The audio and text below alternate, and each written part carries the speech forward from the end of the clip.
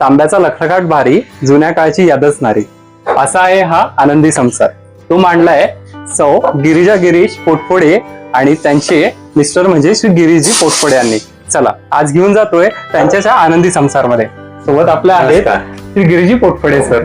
नमस्कार सर. नमस्कार. सरांचा हा संसार जरी आपल्याला आज 10x10च्या खोलीत दिसत असला तरी याच्या आतमध्ये असलेल्या अमूल्य गोष्टी या थक्क करून टाकणाऱ्या आहेत.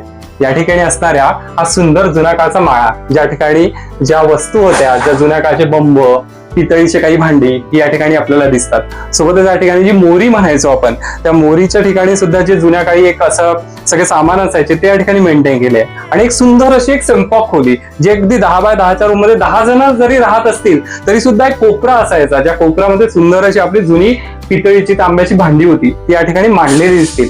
आणि काय म्हणताय, तांब्याचे सुद्धा खेळभांडे असायचे? हो असायचे, आणि ते इथे आहेत, तुम्ही बघू शकता. ते तांब्याचे खेळभांडे सुद्धा या ठिकाणी श्री गिरीश सरांनी जपून ठेवलेले आहेत. सोबतच अशा अलग अलग सेक्शन या ठिकाणी आहेत, जसं 12 बलुतेदार म्हणजे काय, सोबत या ठिकाणी असलेले काही वस्तू आहेत ज्या देवाच्या पूजेसाठी वापरल्या जायच्या, काही आपल्या रोजच्या कामात वापरल्या जायच्या. सोबत या ठिकाणी अशी काही व्हिंटेज कार्स आणि त्या रिलेटेड असलेली सगळी लिस्ट आहे. आणि सोबत या ठिकाणी जी काही म्हणजे एक प्रिशियस राजे राजवाड्यामध्ये वापरल्या जाणाऱ्या गोष्टी होत्या त्या सुद्धा या ठिकाणी आपल्याला बघायला मिळतील. आणि सोबतच याला काय म्हणतो सर आपण त्यामध्ये हे जे आहे हे जे डिझाईन करण्यासाठी म्हणजे चांदीच्या मखर जे असतात चांदीच्या किंवा चांदीच्या ज्या पालख्या असतात त्या डिझाईन करण्यासाठी हे डाय केलेले आहे. तर त्या गोष्टी तिथे आहेत. सो हे जे आहे यशोदत्त सोसायटी कसबा पेठ त्या ठिकाणी हे सगळं तुम्हाला म्युझियम बघायला भेटेल.